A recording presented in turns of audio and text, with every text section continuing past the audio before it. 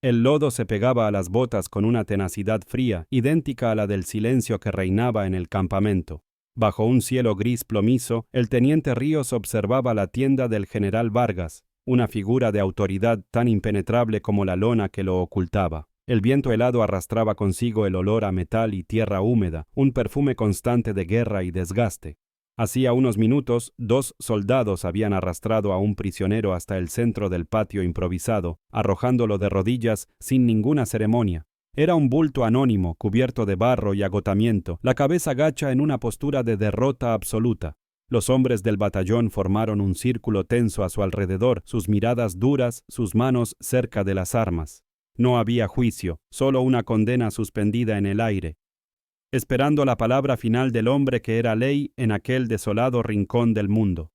La atmósfera era pesada, cargada de una ira colectiva que buscaba un único blanco para desahogarse.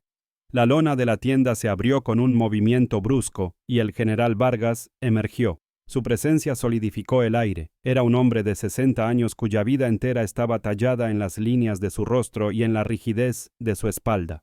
No miró al prisionero. Sus ojos, fríos y calculadores, barrieron a sus hombres, reafirmando su control absoluto con una sola mirada. El teniente Ríos contuvo la respiración, como todos los demás. El general avanzó un par de pasos, su uniforme impecable, un insulto a la suciedad que lo rodeaba. Sin bajar la vista hacia la figura arrodillada, su voz resonó en el patio. Un trueno seco y sin emoción. «No toquen a ese prisionero, traicionó mi batallón». Las palabras cayeron como piedras en un pozo profundo, sellando el destino del hombre con una humillación pública e irrevocable. La sentencia estaba dictada no por un tribunal, sino por la furia herida de un comandante que veía la deslealtad como el pecado supremo, una mancha que solo la sangre podía limpiar. El hombre arrodillado no se movió, sus hombros hundiéndose un poco más bajo el peso de la acusación. Para todos ya no era una persona, sino la encarnación de la traición. El general Vargas comenzó a caminar hacia él, sus pasos lentos y deliberados sobre el terreno irregular. Cada pisada era una cuenta regresiva. Quería ver el rostro del hombre que había causado la pérdida de sus soldados. Quería que esa imagen de cobardía se grabara en la memoria de todos los presentes. Mientras se acercaba, su mirada se desvió por un instante hacia un objeto que brillaba débilmente en el lodo junto a la mano inerte del prisionero. Era una pequeña brújula de bolsillo de latón abollada por el uso y el combate. Un objeto simple, utilitario, pero que por una fracción de segundo detuvo el avance del general. Le pareció extrañamente familiar, un eco de un tiempo y un deber que él mismo había inculcado, pero la ira era más fuerte que la memoria y desvió la vista, centrándose de nuevo en su propósito. Con un gesto desprovisto de emoción, el general se detuvo frente al prisionero. La distancia entre ellos era mínima, un abismo de poder y desprecio. No dijo nada más. El silencio era su arma más afilada. Lentamente se agachó, no por compasión, sino para ejercer su autoridad de la forma más íntima y degradante posible. Su mano, cubierta por un guante de cuero, se cerró en el cabello embarrado del prisionero y tiró de su cabeza hacia atrás con una fuerza contenida pero firme. Quería obligarlo a levantar la vista, a enfrentarlo. El rostro del prisionero, cubierto de tierra y una calma extraña, ascendió lentamente hacia la luz gris del día. El general se inclinó, sus ojos endurecidos por el deber, listos para confrontar la traición cara a cara, sin saber que estaba a punto de enfrentarse a un reflejo de su propio pasado, una verdad que haría temblar los cimientos de su honor y su mundo. El rostro que emergió del lodo no era el de un traidor anónimo. Era un mapa de recuerdos, una geografía familiar que golpeó al general Vargas con la fuerza de una explosión silenciosa. Los ojos que lo miraban, serenos a pesar de la humillación, eran los de su hijo, Leo. Por una fracción de segundo el mundo del general se detuvo. El viento helado, el murmullo inquieto de los soldados, el peso del deber. Todo se desvaneció. Su mano, que sostenía la cabeza de Leo con una autoridad brutal, perdió de repente su firmeza. El cuero del guante se sintió extrañamente ajeno, como si perteneciera a otro hombre, a un verdugo que él no reconocía. El general no retrocedió, no gritó. Su cuerpo se petrificó, una estatua de poder absoluto cuya base acababa de agrietarse. La conmoción no se reflejó en un gesto amplio, sino en el imperceptible temblor de su mandíbula y en la forma en que su respiración quedó suspendida en el aire gélido, una nube blanca que se negaba a disiparse. Los soldados que formaban el círculo no comprendieron la pausa. Vieron a su líder congelado sobre el prisionero, una pose de dominio que se prolongaba más allá de lo necesario. Intercambiaron miradas confusas, sus certezas comenzando a erosionarse.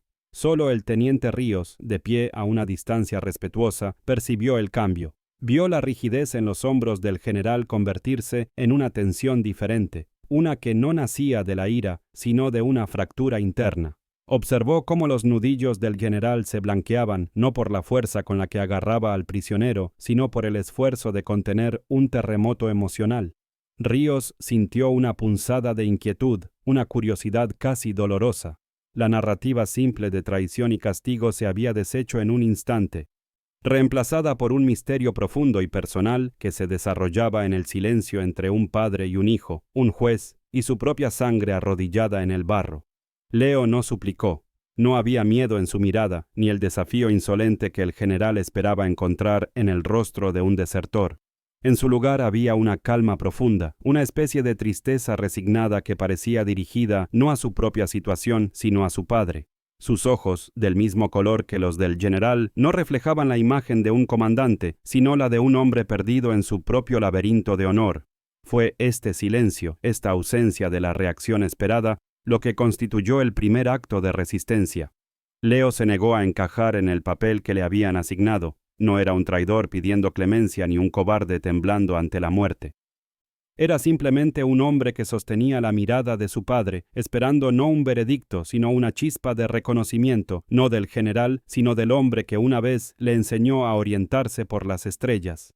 La mirada del general Vargas se desvió, incapaz de sostener el peso de la calma de su hijo.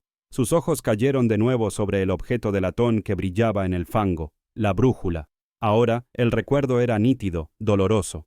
Se vio a sí mismo entregándosela a un Leo adolescente el día que se alistó, su propia voz resonando en su memoria. Para que nunca pierdas el norte, hijo, el deber es tu norte. ¿Qué norte había seguido Leo para terminar aquí, de rodillas, acusado de traicionar todo lo que esa brújula representaba? La pregunta se abrió paso a través de las décadas de disciplina militar, una duda venenosa que cuestionaba no la lealtad de su hijo, sino la validez de su propio código. El metal abollado parecía burlarse de él, un símbolo cuyo significado se había vuelto ambiguo, una herramienta que podía señalar direcciones muy diferentes a las que él había trazado en sus mapas. Un soldado tosió, un sonido seco que rompió el hechizo. El presente se reafirmó con una urgencia brutal. El general era consciente de las decenas de ojos fijos en él, esperando una orden, una resolución. La debilidad no era una opción. Debía reafirmar su autoridad, reconducir la situación antes de que el desconcierto de sus hombres se convirtiera en insubordinación o, peor aún, en lástima. Con un movimiento brusco, casi violento, soltó a Leo. La cabeza de su hijo cayó hacia adelante, pero esta vez no pareció un gesto de derrota, sino de liberación. El general se irguió, su espalda tan recta como el mástil de una bandera, luchando por reconstruir la fachada de control implacable que se había resquebrajado. El aire que llenó sus pulmones fue frío y afilado, un recordatorio físico de la dura realidad a la que debía enfrentarse. El mundo no se había detenido, simplemente lo estaba esperando. «Llévenlo a mi tienda», ordenó. Su voz no fue el trueno de antes, sino un susurro áspero, un sonido forzado que apenas logró atravesar el viento. La orden fue tan inesperada que los soldados dudaron por un instante. ¿A su tienda? ¿No a la celda improvisada? ¿No al paredón? La ejecución pública de la humillación se transformaba ahora en un asunto privado, un interrogatorio a puerta cerrada. El misterio se profundizaba y la curiosidad se extendía como una onda expansiva por todo el campamento. ¿Qué podía querer el general de un traidor en la intimidad de su cuartel? La pregunta flotaba en el aire, sin respuesta, mientras el general daba la espalda a la escena, negándose a mirar a su hijo de nuevo. Cada paso que daba hacia la lona de su tienda era una retirada estratégica de un campo de batalla que no había previsto. 2 soldados, cumpliendo la orden con una torpeza nerviosa, levantaron a Leo del suelo. Lo agarraron por los brazos, pero no hubo resistencia. Leo se puso de pie con una dignidad que contrastaba dolorosamente con su estado. El barro goteaba de su uniforme hecho jirones, pero su columna vertebral estaba erguida. Mientras lo conducían a través del patio, su mirada no vagó por los rostros hostiles de sus antiguos compañeros. Sus ojos estaban fijos en un único punto: la espalda rígida del hombre que caminaba delante de él, la figura de autoridad que era también el arquitecto de su infancia y ahora, potencialmente, de su muerte. No había odio en esa mirada, solo una comprensión silenciosa, como si supiera que la verdadera prueba no era para él, sino para el hombre que estaba a punto de convertirse en su juez y carcelero. El general Vargas no miró hacia atrás. Sentía el peso de la mirada de su hijo en su nuca, una presión más intensa que el frío o la mirada de todo su batallón. Cada paso sobre el terreno irregular era una lucha contra el impulso de detenerse, de darse la vuelta y deshacerlo todo. Pero, ¿deshacer qué? ¿La acusación? ¿Su carrera? ¿Su código de honor? El camino de 10 metros hasta su tienda se sintió como una travesía por un desierto. La lona ondeaba con el viento, pareciendo a la vez un refugio y una trampa. Sabía que una vez que cruzara ese umbral, estaría solo con la encarnación de su mayor fracaso, no como general, sino como padre. La injusticia que había perpetrado con tanta seguridad momentos antes, ahora se volvía contra él, una acusación silenciosa que resonaba en su interior. El teniente Ríos observó toda la secuencia con una creciente sensación de pavor y fascinación. La dinámica de poder se había alterado de una forma sutil pero innegable. El general, que había salido de su tienda como una fuerza de la naturaleza, ahora parecía un hombre que huía de una tormenta. El prisionero, que había sido un bulto anónimo de miseria, ahora poseía una extraña gravedad, una fuerza que emanaba de su quietud. Ríos se dio cuenta de que lo que estaba presenciando no era un simple acto de disciplina militar, era algo mucho más antiguo y complejo. Era el prólogo de una tragedia y él, como el resto del batallón, se había convertido en un espectador involuntario de un juicio donde las leyes de la guerra estaban a punto de colisionar con las leyes del corazón. La curiosidad que sentía ya no era profesional, era profundamente humana. La tienda del general engulló primero a su dueño y luego al prisionero y sus 2 guardias. La lona cayó, cerrándose como el telón al final de un acto. El patio quedó en un silencio denso, cargado de preguntas sin formular. Los soldados permanecieron en sus posiciones, inseguros de lo que debían hacer o sentir. La ira colectiva que había vibrado en el aire minutos antes se había disipado, reemplazada por una tensión expectante. Afuera, el mundo seguía siendo gris y frío, pero dentro de esa tienda, un universo entero estaba a punto de colapsar o de reconstruirse. La semilla del conflicto no había sido plantada por un acto de traición, sino por un inesperado acto de reconocimiento. Y ahora, todos esperaban, conteniendo la respiración, para ver qué tipo de verdad florecería de esa tierra embarrada. El viento aulló, arrastrando consigo el sonido de la lona, agitándose violentamente. Para los hombres que esperaban afuera, sonaba como un lamento. Para el teniente Ríos era el sonido de una historia que apenas comenzaba a contarse, una que lo obligaba a cuestionar todo lo que creía saber sobre el honor, el deber y el hombre al que había admirado sin reservas. El general Vargas había sentenciado a un traidor, pero al hacerlo, sin saberlo, se había sentenciado a sí mismo a enfrentar una verdad mucho más devastadora. La puerta a la redención o a la ruina se había abierto en la oscuridad de esa tienda, y el destino de 2 hombres y quizás el alma de todo el batallón dependía de lo que sucediera a continuación. La humillación inicial había dado paso a un suspense insoportable, la primera y más crucial inversión de poder en esta guerra silenciosa. Dentro de la tienda, el aire era espeso y olía a lona húmeda y al metal frío de los equipos. Una única linterna de aceite colgaba del poste central, proyectando sombras danzantes que agrandaban la figura del general Vargas y encogían la de su hijo. Los 2 guardias permanecieron en la entrada, rígidos e inciertos, hasta que el general los despidió con un gesto cortante. ¡Fuera! La orden fue un susurro letal.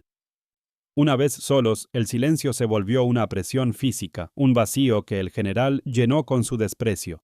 Se movió por el espacio reducido, no mirando a Leo, sino a los mapas clavados en una tabla de madera, como si la traición de su hijo fuera una mancha en su estrategia, un error geográfico que debía ser borrado. Su voz, cuando finalmente habló, era desprovista de cualquier calor paternal, era el filo de un cuchillo.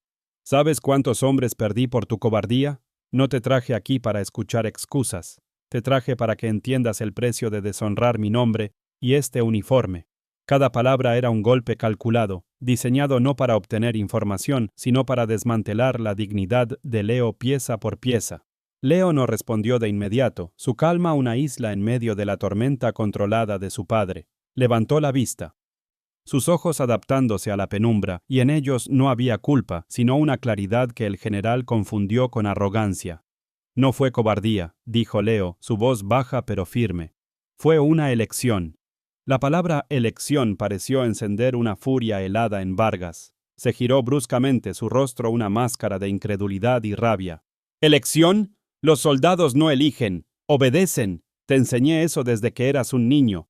Te di el honor como tu única herencia y la cambiaste por... ¿Qué? ¿Un sentimentalismo estúpido? Se acercó a él, invadiendo su espacio personal, su sombra cayendo sobre Leo como una sentencia. Quería ver a su hijo derrumbarse, quería que la fachada de serenidad se rompiera y que emergiera el traidor culpable que él ya había juzgado y condenado en su mente. Pero Leo sostuvo su mirada, negándose a ser reducido a la caricatura que su padre había creado para él, lo que solo intensificó la frustración del general. La humillación se volvió más cruel, más íntima. El general Vargas comenzó a enumerar los nombres de los soldados caídos en la emboscada que, según él, la deserción de Leo había provocado. Ramírez dejó 2 hijos. Gómez se iba a casar el próximo mes. Acosta tenía tu edad, pero él sí entendía lo que significa el sacrificio. No eran solo nombres, eran armas verbales, cada una afilada con la intención de infligir el máximo dolor. Caminaba de un lado a otro de la tienda, su monólogo una letanía de acusaciones que resonaba contra las paredes de lona. Pintaba a Leo no solo como un traidor a su país, sino como el asesino directo de sus compañeros, el destructor de familias, la mancha en el honor de todo el batallón. Estaba construyendo un caso irrefutable, no para un tribunal, sino para su propia conciencia, justificando la sentencia que ya había decidido. Para él, la victoria no era suficiente, necesitaba la aniquilación moral completa de su hijo para reafirmar su propio mundo de certezas absolutas. Finalmente Leo habló, su voz atravesando el torrente de acusaciones con una fuerza inesperada. No se defendió de los cargos específicos, no entró en el juego de su padre. Simplemente declaró su verdad, una que el general era incapaz de comprender. Había una escuela, la usaban como hospital, niños, ancianos. Tu orden era retirarse, dejarlos morir en el fuego cruzado. Mi deber es proteger la vida, no la bandera. Esta declaración, pronunciada con una convicción tranquila, fue el golpe final para el general. No la escuchó como una justificación moral, sino como la confesión definitiva de la debilidad que más despreciaba. La humanidad de su hijo era, a sus ojos, la prueba irrefutable de su traición. Se detuvo en seco, una sonrisa amarga y despectiva curvando sus labios.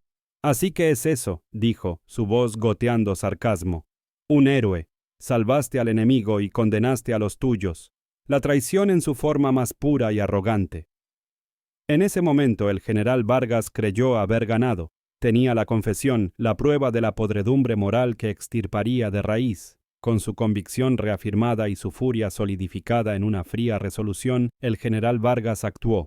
Salió a la entrada de la tienda y llamó al teniente Ríos con una voz que no admitía demora. Cuando el joven oficial entró, encontró una atmósfera gélida, cargada de una tensión insoportable. El general no miró a su hijo. Se dirigió a Ríos. Su tono clínico y profesional despojando a la situación de cualquier lazo personal. «Teniente, prepare un cargo formal de traición contra este prisionero, desobediencia directa en combate, colaboración con el enemigo y responsabilidad en la muerte de 3 soldados de esta unidad». Hizo una pausa, dejando que el peso de las acusaciones se asentara en el aire. Luego, añadió la parte más cruel, mirando a Leo por primera vez desde que pronunció su sentencia. «Asegúrese de que todo el batallón esté presente al amanecer. La ejecución será un ejemplo. La deshonra debe ser vista por todos». La humillación ya no era privada, se había convertido en un espectáculo público, la máxima afirmación del poder del general.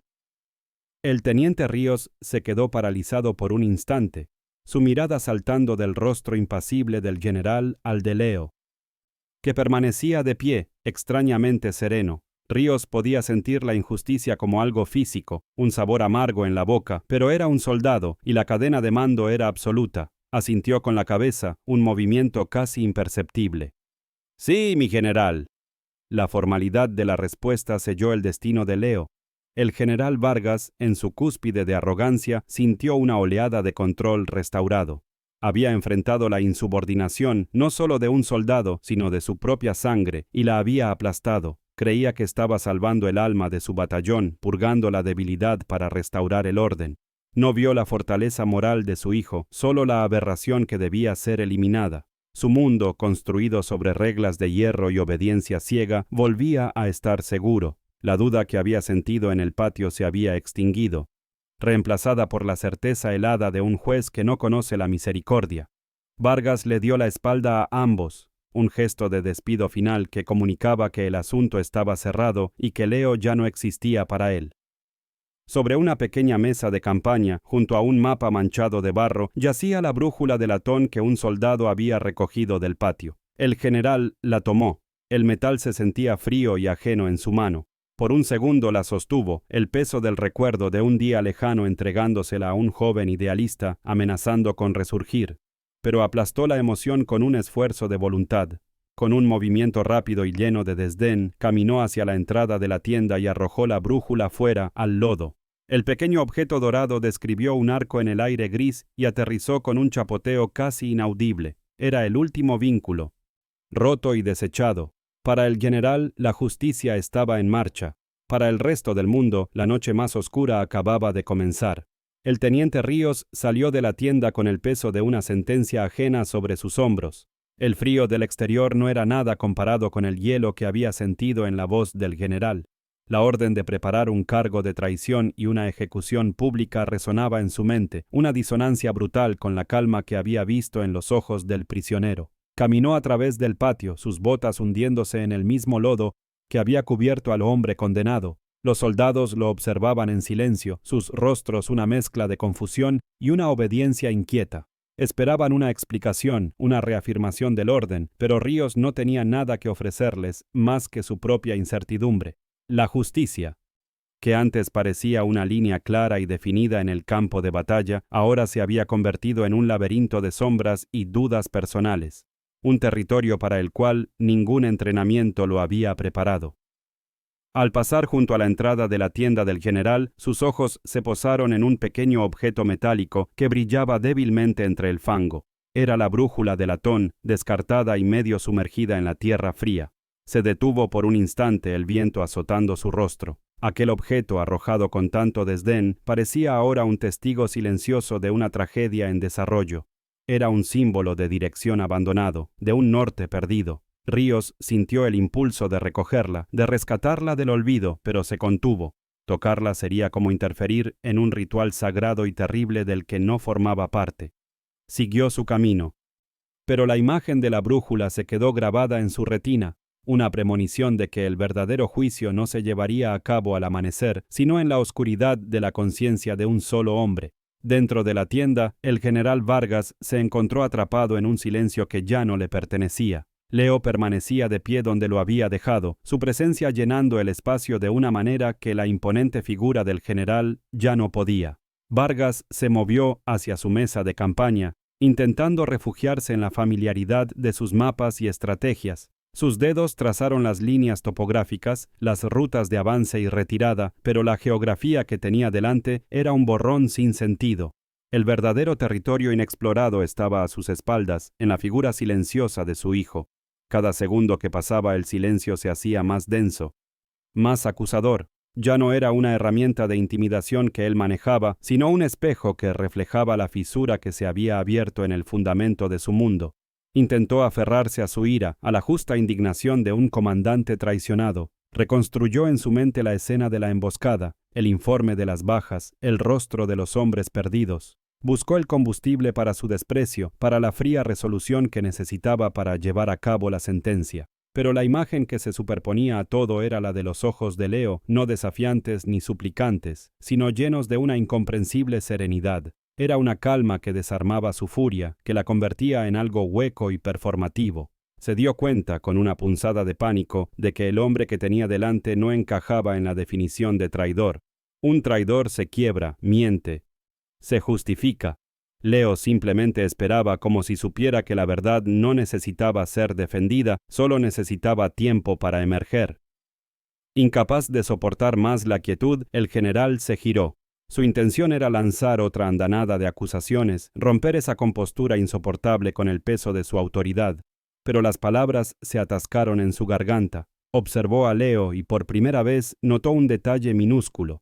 Las manos de su hijo, aunque atadas holgadamente, se movían con una delicadeza extraña. Con los dedos de una mano Leo palpaba un corte superficial en la muñeca de la otra, un pequeño rasguño probablemente recibido durante su captura. Lo hacía con una concentración absorta, como si estuviera diagnosticando una herida, no simplemente sintiéndola. No había dolor en su expresión, solo una evaluación tranquila y metódica. Ese pequeño gesto tan fuera de lugar en un prisionero condenado fue la primera nota discordante en la sinfonía de su certeza. El general observó, fascinado a su pesar, cómo Leo, usando la tela áspera de su propio uniforme andrajoso, comenzaba a limpiar el borde de la herida con una precisión asombrosa. Sus movimientos eran económicos, eficientes, desprovistos de cualquier dramatismo. Eran las manos de un sanador, no las de un soldado. Cada gesto era un eco de un entrenamiento que Vargas había despreciado y olvidado. Vio en esos dedos la habilidad para suturar, para vendar, para preservar la vida en medio de la carnicería.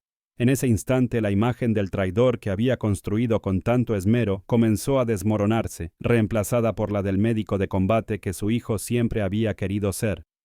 El rol que él mismo había considerado una forma menor y más débil de servicio. Un recuerdo, agudo y no deseado, asaltó la mente del general. Vio a un Leo de 17 años, sentado a la mesa de la cocina, hablando con una pasión que rara vez mostraba sobre su deseo de estudiar medicina. Hablaba de salvar vidas, no de tomarlas. Y él, el general Vargas, le había respondido con un discurso sobre el honor, el deber y la tradición familiar, guiándolo inexorablemente hacia la academia militar. Le había dicho que el mayor honor era defender la patria, no remendar sus heridas. Había creído que le estaba dando un propósito más elevado, un norte más claro. Ahora, viendo esas manos expertas y gentiles, se preguntó por primera vez si no le había robado su verdadera vocación, si no había confundido su propio orgullo con el destino de su hijo. El crepitar de la radio en la esquina de la tienda fue un sonido violento, una intrusión del mundo exterior que rompió el hechizo. La voz metálica del operador del cuartel general llenó el espacio, fría e impersonal. Puesto de mando para General Vargas. Solicitamos confirmación del procedimiento a seguir con el desertor. El alto mando requiere un informe antes de las 0600 horas. Cambio. La burocracia de la guerra, implacable y ciega, exigía su tributo. Exigía que el drama personal se tradujera en un informe, que la tragedia familiar se convirtiera en un ejemplo de disciplina militar. La presión externa se sumó al torbellino interno del general, obligándolo a tomar una decisión que ya no se sentía capaz de tomar. El general Vargas se acercó a la radio, dándole la espalda a Leo. Apretó el botón del transmisor, su pulgar temblando casi imperceptiblemente. La pausa antes de hablar se alargó un segundo de más. «Aquí Vargas», dijo, su voz más áspera de lo habitual. «El prisionero está bajo interrogatorio. El informe se enviará a la hora designada». Corto. Fue una mentira, o al menos una evasiva. No había interrogatorio, solo un silencio abrumador. Al posponer la respuesta, al no confirmar la ejecución inmediata, acababa de cometer su propio acto de insubordinación, uno silencioso y conocido solo por él. Fue un pequeño acto de rebelión contra el código que había defendido toda su vida, una grieta en la armadura que se ensanchaba con cada latido de su corazón. Se giró lentamente, su rostro una máscara indescifrable. La arrogancia se había evaporado, reemplazada por una vulnerabilidad que lo aterrorizaba. Miró a Leo, y la pregunta que formuló no fue la de un general a un prisionero, sino la de un hombre a otro, la de un padre a un hijo. ¿Por qué?, susurró, la palabra apenas audible por encima del silbido del viento contra la lona. No preguntaba por la estrategia ni por la desobediencia. Preguntaba por el fundamento moral de una elección que había destrozado su universo. Quería entender el cálculo que llevaba a un hombre a sacrificar su honor, su libertad y su vida por un principio que él no podía ver en ninguno de sus mapas. Leo no ofreció un discurso sobre la moralidad o el deber superior. No intentó justificar sus acciones con una lógica que sabía que su padre no aceptaría. En su lugar hizo un pequeño movimiento, inclinando su cuerpo para que la luz de la linterna iluminara un bolsillo abultado en su pecho. Había una niña, dijo en voz baja, su mirada fija en la del general. Se escondía debajo de una cama en la escuela, no lloraba, solo dibujaba en un trozo de papel. Hizo una pausa, dejando que la imagen se asentara. El dibujo era de su familia. Sostenían sus manos. Quería asegurarse de que su dibujo estuviera a salvo. La sencillez de la escena era más poderosa que cualquier argumento, una verdad humana fundamental que trascendía las lealtades y los uniformes. El general no respondió. Se quedó inmóvil, la imagen de la niña y su dibujo ardiendo en su mente. Intentó procesarla a través del filtro de la lógica militar. Era un civil enemigo, un daño colateral aceptable, una distracción sentimental en una zona de combate. Pero las palabras no funcionaron. La imagen resistió cualquier intento de deshumanización. Vio a la niña no como un concepto abstracto, sino como una vida concreta, frágil y preciosa. Y vio a su hijo, no como un traidor, sino como el guardián de esa pequeña vida, el protector de un dibujo que representaba todo lo que la guerra se dedicaba a destruir. La certeza del general, construida sobre décadas de disciplina y sacrificio, se derrumbó en un instante, reducida a escombros por la historia de un trozo de papel. Sintiendo que el aire de la tienda se volvía irrespirable, Vargas caminó con pasos pesados hacia la entrada. Necesitaba distancia, necesitaba ver el horizonte, aunque solo fuera la línea gris donde el cielo se encontraba con el lodo. Apartó la lona y se quedó allí, una silueta oscura contra la luz moribunda de la tarde. El viento frío golpeó su rostro, pero no sintió alivio. El campamento estaba en silencio, los hombres en sus puestos, esperando la palabra de un líder que había perdido su propia voz. Su mirada se dirigió instintivamente al suelo, al lugar donde había arrojado la brújula. Allí estaba, un ojo de latón parpadeando en la oscuridad creciente, acusándolo en silencio. El objeto ya no simbolizaba el deber que él había enseñado, sino la moral que Leo había elegido. El norte de su hijo no estaba en los mapas del Estado Mayor, sino en la dirección que apuntaba su conciencia. Se dio cuenta de que mientras él había estado enseñando a Leo a seguir órdenes, Leo había aprendido una lección mucho más profunda: cómo seguir siendo humano. La humillación que había sentido en el patio, el orgullo herido de un comandante, se transformó en una vergüenza mucho más profunda y personal. La vergüenza de un padre que había estado a punto de ejecutar a su hijo no por un crimen, sino por una virtud que él mismo había perdido hacía mucho tiempo. El equilibrio de poder dentro de la tienda se había invertido sin que se pronunciara una sola amenaza. Leo, el prisionero atado y desarmado, ahora poseía una autoridad moral que el general, con todo su rango y poder, no podía contrarrestar. Vargas entendió que la decisión que debía tomar al amanecer ya no era sobre la disciplina o el honor militar. Era una elección sobre qué tipo de hombre quería ser. Podía seguir siendo el general Vargas, el símbolo de hierro de la obediencia, y destruir lo único verdaderamente valioso que le quedaba en el mundo, o podía encontrar el camino de regreso al hombre que era antes de que el uniforme se convirtiera en su piel, el padre que una vez le regaló a su hijo una brújula para que encontrara su camino. Una ráfaga de viento más fuerte hizo que la lona de la tienda se agitara con violencia, sonando como un aplauso fúnebre. El sonido sacó al general de su estupor.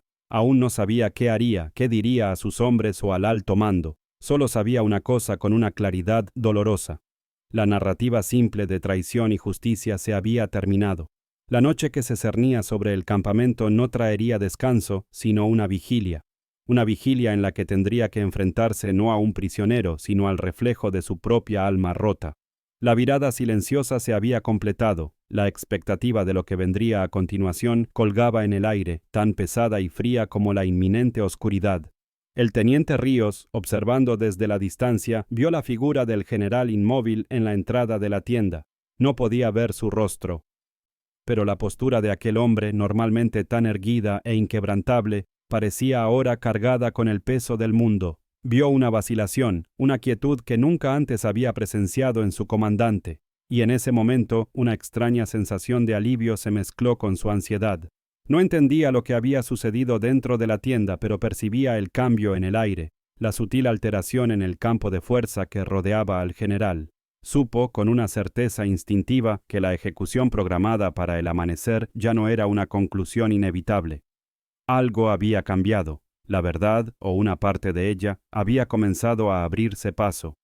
El general permaneció en el umbral, su figura un puente entre la oscuridad de la tienda y la luz moribunda del mundo exterior. El conflicto ya no era entre él y su hijo, sino entre dos versiones de sí mismo, el monumento al deber y el hombre de carne y hueso.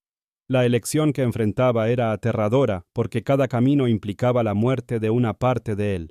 Podía sacrificar a su hijo en el altar de su honor o sacrificar el honor que había definido toda su vida para salvar a su hijo. El silencio que emanaba de la tienda ya no era una ausencia de sonido, sino la presencia palpable de una decisión monumental que estaba a punto de nacer. Afuera los soldados comenzaron a encender las linternas y las fogatas, pequeñas islas de luz en un mar de oscuridad creciente. Sus movimientos eran lentos, sus voces bajas, como si temieran perturbar el frágil equilibrio que se había instalado en el campamento. La ira colectiva de la mañana se había disipado por completo, reemplazada por una tensión expectante, casi reverencial. Todos sentían que eran testigos de algo más grande que un simple acto de disciplina militar. Estaban presenciando una prueba de carácter, un drama humano que se desarrollaba en el corazón de su líder y cuyo desenlace determinaría no solo el destino de un hombre, sino el alma de todo el batallón. Leo, dentro de la tienda, observó la espalda de su padre. No sintió triunfo ni alivio. Sintió una profunda compasión por el hombre atrapado en una jaula de su propia construcción. Sabía que la batalla más dura de la vida del general no se estaba librando en ningún campo de guerra, sino en los pocos metros que lo separaban de la entrada de la tienda. No esperaba un perdón, porque no creía haber hecho nada malo. Solo esperaba un reconocimiento, un atisbo de comprensión que pudiera cerrar la brecha que se había abierto entre ellos hacía tantos años. Esperaba que su padre, por una vez, eligiera el mapa del corazón sobre el mapa de la guerra. Finalmente, el general Vargas se apartó de la entrada, dejando que la lona cayera y sumergiendo la tienda de nuevo en una penumbra íntima. No miró a Leo, caminó hacia su catre y se sentó pesadamente, un gesto de agotamiento que Ríos nunca le había visto hacer. El movimiento era el de un rey que abdica, no con palabras, sino con el simple peso de su cuerpo. No dijo nada, no tenía que hacerlo. El gesto lo decía todo, la guerra exterior podía esperar. La batalla interior acababa de comenzar y por primera vez en su vida el general Vargas no estaba seguro de qué bando iba a ganar. La noche prometía ser larga, un purgatorio silencioso antes de la revelación que el amanecer traería consigo. La noche se apoderó del campamento, una oscuridad densa que parecía absorber todo sonido y esperanza. Dentro de la tienda, la única luz de la linterna de aceite parpadeaba, proyectando sombras que se retorcían en las paredes de lona como fantasmas de las decisiones no tomadas. El silencio entre padre e hijo se había estirado hasta el punto de ruptura, una cuerda tensa que amenazaba con romperse con el más mínimo movimiento. Fue el crepitar de la radio lo que finalmente la cortó. La voz del operador del cuartel general, esta vez despojada de toda formalidad, sonó urgente y metálica. General Vargas, el alto mando exige confirmación inmediata. La ejecución del desertor debe proceder al amanecer para mantener la moral. No hay más prórrogas. Confirme la orden. Cambio y corto. La orden era un ultimátum, una pared de hierro que se cerraba sobre el general, forzándolo a salir del laberinto de su conciencia y regresar al mundo inflexible de la guerra, un mundo donde la duda era una forma de traición. El general Vargas no se movió. La voz de la radio se desvaneció, pero sus palabras quedaron suspendidas en el aire, frías y pesadas como el acero. Se giró lentamente hacia Leo, su rostro una máscara de tormento. Ya no había ira en sus ojos, solo una desesperada necesidad de comprensión, de encontrar una pieza que encajara en el rompecabezas que había destrozado su universo. Su voz fue apenas un susurro, el sonido de la armadura agrietándose. «Dame algo, Leo. Dame una razón militar, una justificación táctica, algo que pueda escribir en un informe, algo que no sea la historia de un dibujo». Estaba suplicando, no por la vida de su hijo, sino por la supervivencia de su propio mundo, de su código. Necesitaba traducir el acto de humanidad de Leo al único idioma que aún entendía, el de la lógica y la estrategia. Necesitaba un ancla en la tormenta de sus emociones, una mentira honorable para protegerse de una verdad insoportable. Leo observó a su padre y por primera vez vio no a un general, sino a un hombre perdido, un náufrago aferrado a los restos de su barco. No le ofreció la coartada que buscaba. Sabía que ninguna mentira podría construir un puente sobre el abismo que los separaba. En su lugar, con un movimiento lento y deliberado, comenzó a forcejear con un pequeño bolsillo interior de su uniforme andrajoso, un bolsillo que había cosido él mismo y que había pasado desapercibido. El general se tensó. Un reflejo condicionado por años de combate, su mano moviéndose instintivamente hacia el arma en su cadera. Por un instante la sospecha regresó, la posibilidad de un engaño, de un último acto de desafío. Pero la mirada de Leo era tranquila, desprovista de cualquier amenaza. Sus movimientos no eran los de un atacante, sino los de un guardián que se prepara para revelar su tesoro más preciado, un secreto guardado no con cerrojos, sino con devoción. Con cuidado, Leo extrajo un pequeño trozo de papel doblado. Estaba manchado de barro en los bordes y ligeramente húmedo, pero había sido protegido con un cuidado casi reverencial. Lo desdobló con la misma delicadeza con la que antes había examinado su propia herida, sus dedos sucios moviéndose con una precisión que contrastaba violentamente con la brutalidad del entorno. No era un documento, ni un mapa, ni una nota de inteligencia. Era un dibujo infantil, hecho con un trozo de carbón sobre un papel amarillento, una casa torcida, un sol sonriente en la esquina y 5 figuras de palitos tomadas de la mano. Era la imagen universal de la familia, de la seguridad, del hogar, era la prueba tangible de la vida que había elegido proteger. Sin decir una palabra, extendió la mano y le ofreció el dibujo a su padre. No era una súplica, era un veredicto, la prueba de la verdad. El general Vargas miró el papel extendido, suspendido en el aire entre ellos. Durante un largo segundo no lo tomó. Parecía temer que el simple contacto con aquella frágil hoja de papel pudiera quemarlo, que pudiera desintegrar lo que quedaba de su autoridad. Finalmente, con una mano que temblaba casi imperceptiblemente, lo aceptó. El papel se sentía increíblemente ligero en su guante de cuero, pero su peso moral era aplastante. Sus ojos recorrieron las líneas torpes del dibujo. Vio la figura más pequeña, la que sin duda representaba a la niña de la que Leo había hablado, sosteniendo con fuerza la mano de una figura más grande. No era una obra de arte, pero contenía una verdad más profunda que cualquier estrategia militar.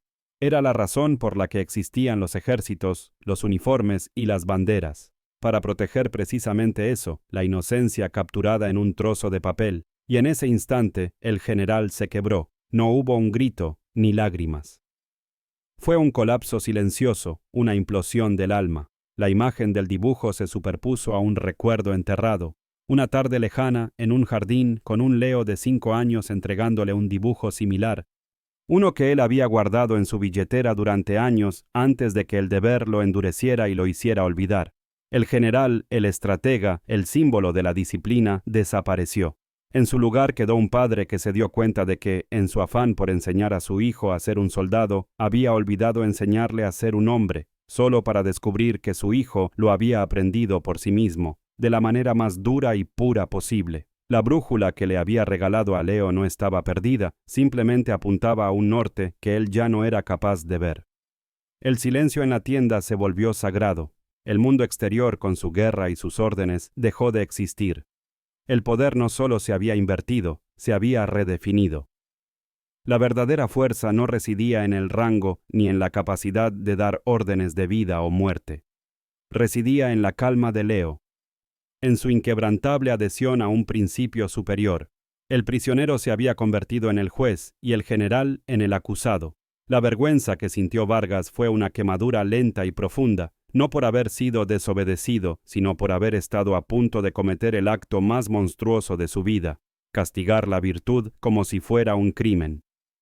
Miró a su hijo y por primera vez, desde que era un niño, lo vio de verdad, no como una extensión de su legado, sino como un hombre completo, un hombre mejor que él. La mano del general que sostenía el dibujo cayó a su costado, el papel arrugándose ligeramente en su puño cerrado. Se sentó pesadamente en su catre de campaña, un movimiento que no era de descanso sino de derrota absoluta. Su espalda, siempre tan recta, se encorvó bajo un peso invisible. Su mirada se perdió en el suelo de tierra, incapaz de enfrentar los ojos de su hijo.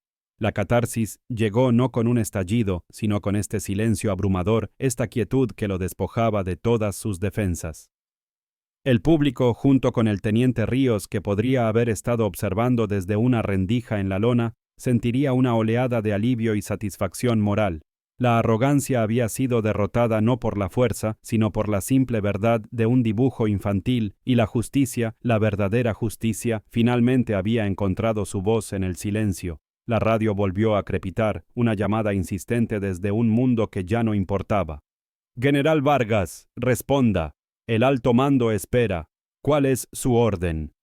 La voz era un eco lejano, un recordatorio de un papel que ya no podía desempeñar. El general no se movió. No podía responder porque el general Vargas, el hombre que existía para dar esa orden, había muerto en los últimos 5 minutos. El hombre que quedaba era simplemente un padre avergonzado, un ser humano enfrentado a las ruinas de sus propias certezas. Cada segundo de su silencio era un acto de rebelión, una declaración de que las reglas del juego habían cambiado para siempre. La jerarquía militar se había disuelto frente a la jerarquía de la conciencia. Leo observó a su padre, no con triunfo, sino con una profunda y dolorosa compasión. Comprendió que la liberación de un hombre a menudo requiere el encarcelamiento de otro. Su propia libertad moral había atrapado a su padre en una prisión de culpa y arrepentimiento. Se acercó lentamente y con un gesto de una ternura inesperada, colocó su mano sobre el hombro de su padre. No dijo nada. No era necesario. El contacto físico fue suficiente. Fue un acto de perdón, de reconocimiento del dolor del otro, un puente construido sobre las ruinas de su conflicto. En ese toque, la inversión de poder se completó. El hijo consolando al padre, el prisionero liberando a su carcelero de sus propias cadenas. Afuera, el viento aullaba, pero dentro de la tienda una calma extraña se había instalado. El general Vargas levantó lentamente la cabeza, sus ojos encontrando los de su hijo. En su mirada ya no había juicio, solo una pregunta silenciosa. ¿Cómo? No preguntaba cómo había sobrevivido o cómo había tomado su decisión. Preguntaba cómo había logrado conservar su humanidad en un lugar diseñado para destruirla. La respuesta estaba en la mano de Leo, todavía sobre su hombro, y en el trozo de papel arrugado que el general aún sostenía. La revelación estaba completa. La noche aún era joven, y la decisión sobre qué hacer al amanecer aún debía tomarse, pero una cosa era segura: la ejecución no se llevaría a cabo. La verdad había desarmado al poder, y la redención, aunque dolorosa, ahora era posible. Con la pesadez de un hombre que carga con el peso de una vida equivocada, el general Vargas se levantó. El trozo de papel, el dibujo infantil, permanecía en su mano como una brasa ardiente, una prueba irrefutable de un universo moral que él había ignorado por completo. Se acercó a la radio, que seguía emitiendo un zumbido bajo y expectante, el latido del mundo exterior que exigía una respuesta, una conformidad con las reglas que él mismo había defendido hasta la muerte. Su mano, que había firmado sentencias y movido batallones, tembló al tomar el transmisor. El silencio en la tienda era tan profundo que el sonido de su propia respiración le pareció un estruendo. Cada soldado en el campamento, cada oficial en el cuartel general, esperaba la palabra del general Vargas, el pilar de la disciplina. Pero ese hombre ya no existía. En su lugar había un padre a punto de cometer el acto de insubordinación más grande y necesario de su carrera: elegir la vida sobre el código. Su pulgar presionó el botón del transmisor, y el clic resonó con la finalidad de un disparo. El aire se llenó de estática por un segundo antes de que su voz, irreconociblemente quebrada pero firme, cortara la noche. «Aquí Vargas», dijo, y cada palabra parecía arrancada de sus entrañas. «La situación ha evolucionado. La información inicial era incorrecta». Hizo una pausa, una eternidad en la que el destino de 2 hombres y el alma de uno pendían de un hilo. «Cancelen la orden de ejecución. Repito, cancelen la orden. Este hombre no es un traidor, es un prisionero de guerra que será tratado según los protocolos. La responsabilidad de este error de comunicación es enteramente mía». Soltó el transmisor como si quemara, y el aparato cayó sobre la mesa con un ruido sordo. Acababa de declararle la guerra a su propia leyenda, y en ese acto de rebelión encontró el primer atisbo de una libertad que no había sentido en décadas. Se giró hacia Leo y por primera vez la distancia entre ellos no era la de un general a un prisionero, sino la de un hombre avergonzado ante la persona a la que había herido de la forma más profunda. No había excusas en su mirada, solo un arrepentimiento vasto y desolador. «Te juzgué», susurró, y la confesión pareció costarle más que cualquier batalla que hubiera librado. Te juzgué con un código que usé para esconderme de mi propia humanidad. Te convertí en un símbolo de todo lo que temía, la compasión, la duda, la elección, y estuve a punto de destruirte por poseer la fortaleza que a mí me faltaba. Las palabras no eran una súplica de perdón, sino una declaración de hechos, la autopsia de su propia ceguera moral. Se acercó y, con una torpeza que desmentía su rango, comenzó a desatar las cuerdas que ataban las manos de su hijo. Las cuerdas cayeron al suelo. Las muñecas de Leo estaban enrojecidas, marcadas por la injusticia. El general miró esas marcas y en ellas vio el reflejo de sus propias cadenas invisibles, las que lo habían atado a un ideal de honor tan rígido que se había vuelto inhumano. No pidió perdón, porque sabía que las palabras eran insuficientes. En su lugar, realizó el único acto de reparación que se le ocurrió en ese momento. Salió de la tienda enfrentando el aire helado de la noche y caminó con paso decidido hacia el centro del patio. Sus hombres lo observaron en un silencio atónito. Se agachó, sin importarle el lodo que manchaba su impecable uniforme, y recogió la brújula de latón que había arrojado con tanto desprecio. El metal frío se sintió como un juicio en la palma de su mano, un recordatorio tangible de su fracaso como padre y como hombre. Regresó a la tienda, el objeto en su mano. La limpió cuidadosamente con un pañuelo, cada movimiento lento y deliberado, como si estuviera puliendo un artefacto sagrado. Luego se detuvo frente a Leo, quien lo observaba con una calma que era a la vez un consuelo y una acusación silenciosa. El general le extendió la brújula. Su mano ya no temblaba. Estaba firme, sostenida por el peso de una nueva convicción.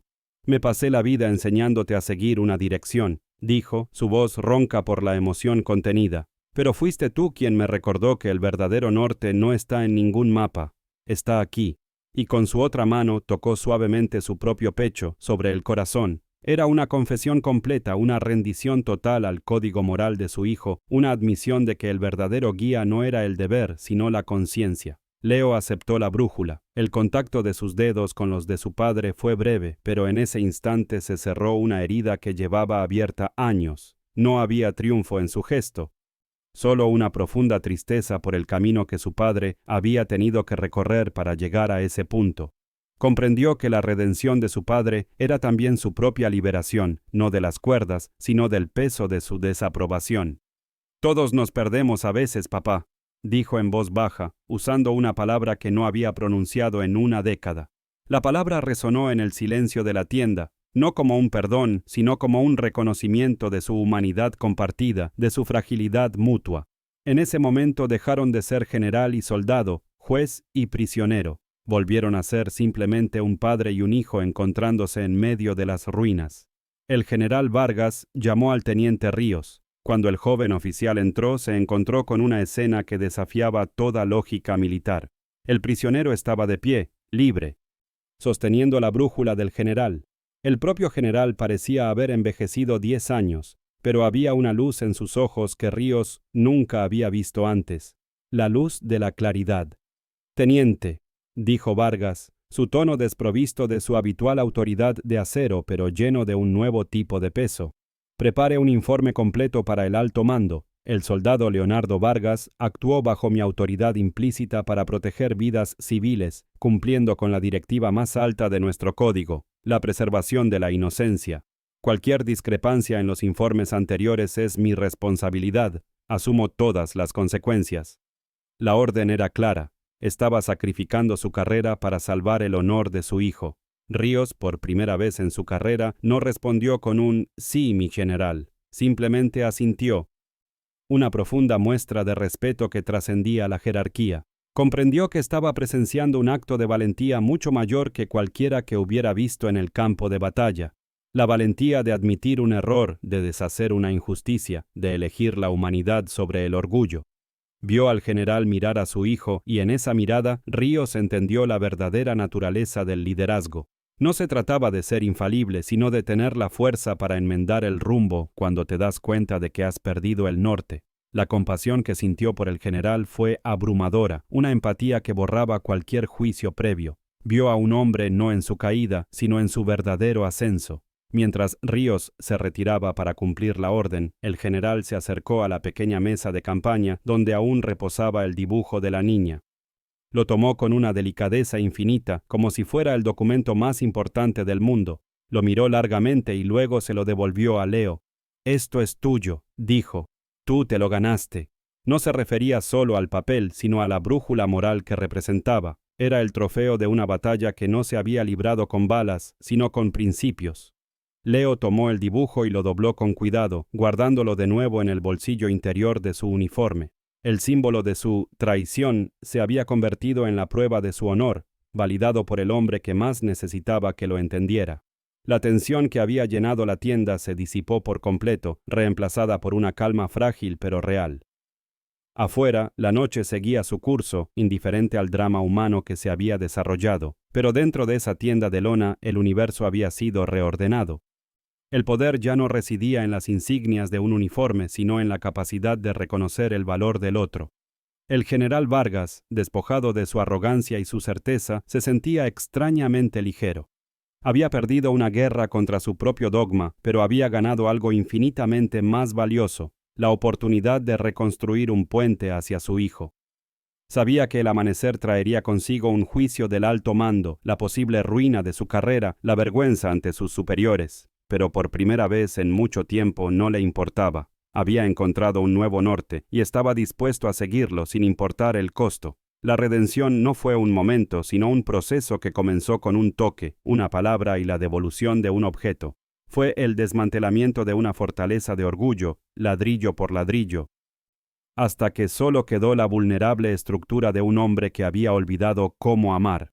Leo, de pie junto a él, no era el vencedor, sino el catalizador, el espejo que había obligado a su padre a enfrentarse a su propio reflejo.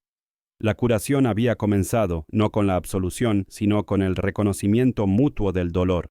El foco ya no estaba en la justicia o la venganza, sino en la posibilidad de un futuro donde un padre y un hijo pudieran volver a hablar el mismo idioma, guiados no por el deber, sino por el corazón. La noche más oscura había pasado, y aunque el camino por delante era incierto, ya no caminarían solos. El amanecer llegó no con el sonido de una descarga, sino con el murmullo de un campamento transformado. La tensión se había disuelto, reemplazada por una quietud reflexiva. Los soldados, que horas antes formaban un círculo de juicio, ahora se movían con una deliberación silenciosa, sus miradas cruzándose con una nueva incertidumbre. El honor, que había sido una certeza de granito, era ahora una pregunta abierta. Dentro de la tienda la luz de la mañana se filtraba a través de la lona, iluminando a dos hombres que ya no eran general y prisionero. Eran un padre y un hijo, sentados en un silencio que ya no era un arma, sino un bálsamo. Afuera el teniente Ríos observaba el sol ascender sobre las colinas, sintiendo que no solo un nuevo día comenzaba, sino una nueva era para todos ellos, una en la que las órdenes serían sopesadas en una balanza diferente, la de la conciencia, antes de ser obedecidas. La injusticia había sido desmantelada y en su lugar una frágil semilla de cambio comenzaba a germinar en el lodo endurecido. Semanas más tarde el escenario era una sala de tribunal militar, estéril y opresiva, un mundo alejado del barro y la desesperación. Vargas, despojado de sus insignias de general, se mantuvo erguido, pero su rigidez había sido reemplazada por una calma solemne. Su testimonio fue un acto de demolición controlada de su propia leyenda. No se defendió. Explicó. Narró los hechos no como una falla en la cadena de mando, sino como una falla en su propia humanidad. Presentó el dibujo de la niña como prueba, no de la inocencia de su hijo, sino de un deber superior que el código militar no contemplaba. Los oficiales del tribunal, hombres forjados en el mismo fuego que él, se removieron incómodos en sus asientos. Vargas estaba obligándolos a mirar en el espejo que Leo le había puesto delante. Y la imagen que reflejaba cuestionaba los cimientos de sus propias vidas. Su carrera terminó en esa sala, no con una explosión de deshonra, sino con el silencio resonante de una verdad innegable. La exoneración de Leo fue una formalidad silenciosa, desprovista de ceremonia. No fue aclamado como un héroe, pues su valentía no encajaba en las narrativas de guerra. Sin embargo, su historia se extendió como una corriente subterránea a través de las filas, un susurro que redefinió el coraje. El alto mando, en un intento por contener las implicaciones de su caso y a la vez responder a la nueva presión moral, le ofreció una salida. No volvería al combate.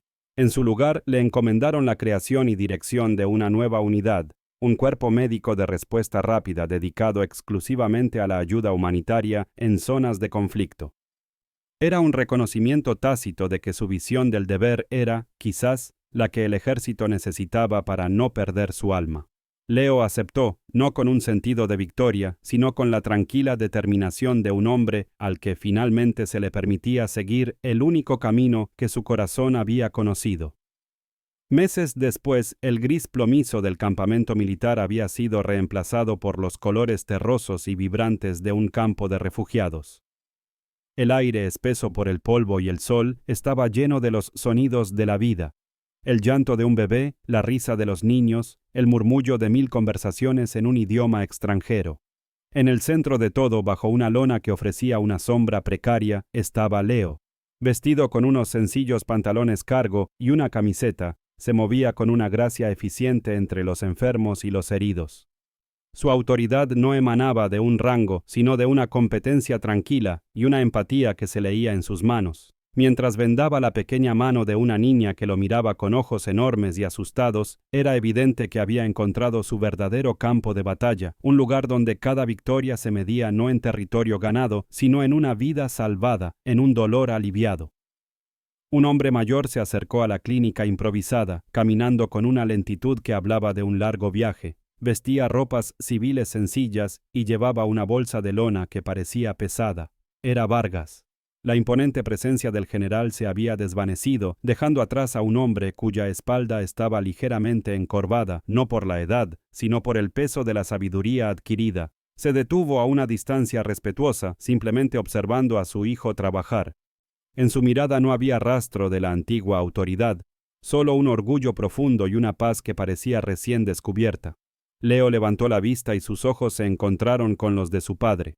Una sonrisa, pequeña pero genuina, se dibujó en su rostro. No hubo necesidad de palabras. El abismo entre ellos se había cerrado y ahora, en este lugar de sufrimiento y esperanza, finalmente se encontraban en el mismo terreno. Vargas se arremangó y comenzó a ayudar. Sin que se lo pidieran, abrió su bolsa y sacó vendas limpias y antisépticos, organizándolos en la mesa improvisada. Sus manos, que una vez habían movido ejércitos, ahora trabajaban en silenciosa sincronía con las de su hijo para limpiar la herida de un anciano. La asociación era natural, un ballet de propósito compartido. Cuando terminaron, mientras el sol de la tarde teñía el cielo de naranja, Vargas sacó de su bolsillo la brújula de latón. Estaba pulida, brillando como si fuera nueva. La puso en la palma de la mano de Leo. «Creo que nunca perdiste el norte», dijo en voz baja, su voz rasposa por una emoción que ya no temía mostrar. «Solo estabas siguiendo uno que yo era demasiado ciego para ver».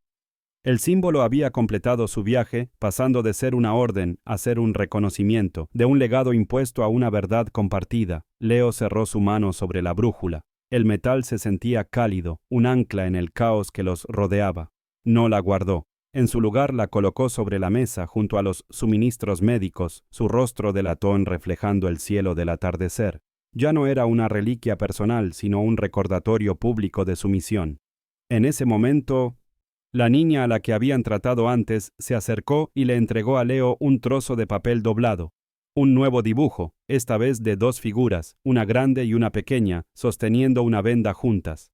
Vargas puso una mano en el hombro de su hijo, un gesto que ahora no era de consuelo, sino de camaradería. Juntos observaron el bullicio del campamento, un mar de humanidad frágil pero resistente. La verdadera brújula no apuntaba al norte geográfico, sino a la dirección que siempre señalaba la compasión, y en esa dirección finalmente ambos habían encontrado el camino a casa.